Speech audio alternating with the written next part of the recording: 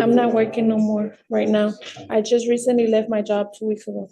Why? I told you to get a job, not lose a job. What I seem to think is happening is that you're not doing anything but smoking weed and doing nothing. That's not And right. that's not gonna happen. Really? You just left your grandma in the car? Yeah, because I needed to get up here. She was my only way to get here. Is she in a? Does she have a license to drive? Do you even have a license to drive? I don't, sir. Everything we asked you to do, you did the exact opposite.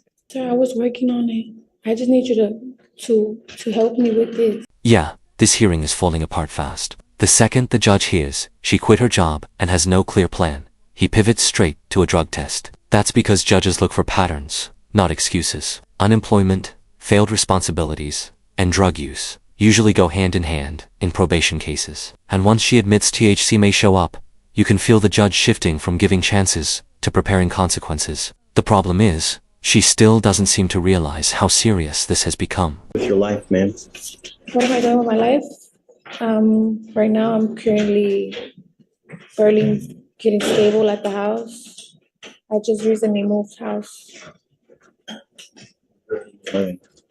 with my grandparents, but we switched locations from over there Galleria to over here, Aldine Westville. Still living with your grandparents. Yes, I'm the only one that lives with them. I'm the one that tries to help them out. Okay. How old are they? They are 65 and up. I don't need help. Are they ill? My grandma is. Hey, what do you do? Are you working? You going to school? I'm not working no more right now. I just recently left my job 2 weeks ago.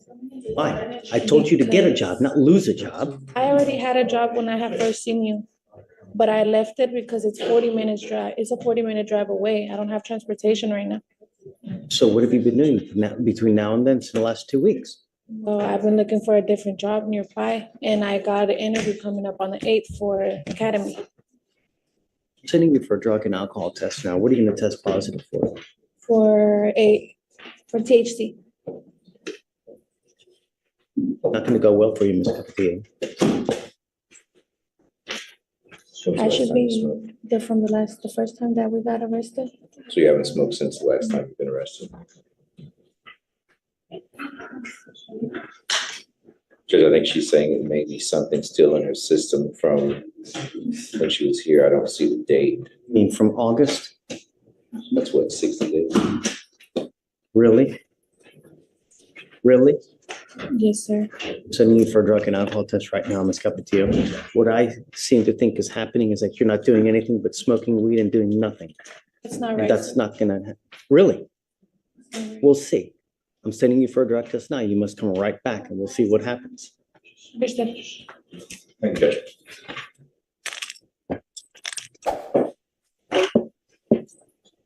What happened? Positive. For what? THC, no alcohol. Because we don't know the levels, but that's. How old is she? How old are you? I'm 19. That's it. You stay with me. I'm revoking your bond, man. Make an exception to tell somebody to bring my grandma, because she doesn't know how to drive, and I drove her up here. Where's your grandmother?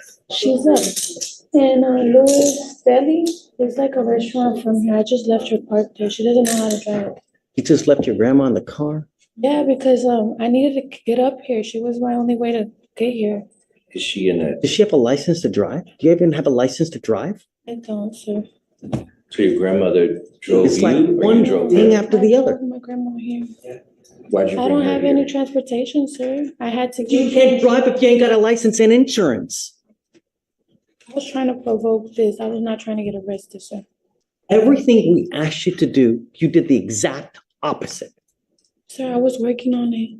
I just need you to help me with this. I'm just asking you for like one more week, and I'll get it together. I haven't been smoking.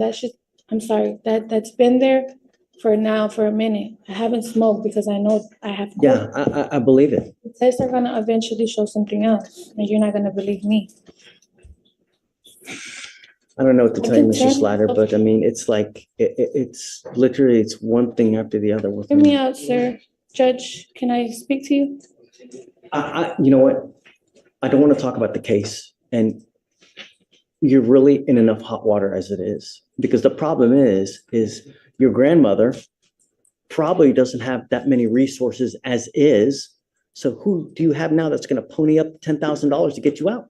Okay, this is where the hearing completely falls apart. Driving to court without a license or insurance, while already under supervision, is a terrible decision. Then it gets even worse, when she admits her grandmother is waiting in the car nearby. Every answer creates a new problem. Judges see this as blatant disrespect for the law, because if you won't follow the rules on your way to court, why would they trust you outside of it? Bond revocation was almost guaranteed. You stuck like Chuck now for the next couple months in custody. All I asked you to do was be clean and do something productive. I can She goes with you. Oh, hey, Mr. Slider, what was her last name? Capatillo, Capatillo, that's right. Page 6. page 6. Not only that, she bond forfeited how many times?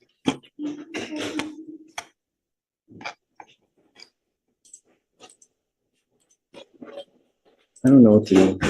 I really don't. Try to figure out what our grandmother has to do with.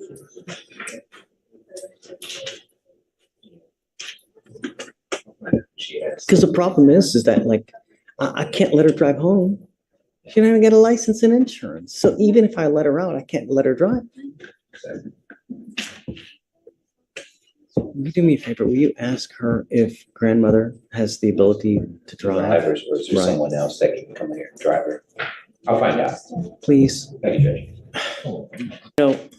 I wanted to let you know that I'm bringing you out here because I feel really bad. But you've done nothing to help yourself. But smoke weed, you're driving without a license, and you continue to violate conditions of this court. You didn't show up like a week or two ago, you know? So it's one thing after the other. We are trying to do everything in our power to get through to you, to try to better yourself and to get to, we truly want the best for you. But at this point in time, you're your own worst enemy. You're doing nothing for us to also help you out. If I let you go now, that's enabling you, telling you it's okay for you to continue to conduct and act like you're doing. Ms. Capatillo, it is not. Me, if I let you out now, it's enabling you, and I refuse to do that. I want you to understand that we mean business. And this is what happens when you don't follow conditions. We mean business. No catch and release here.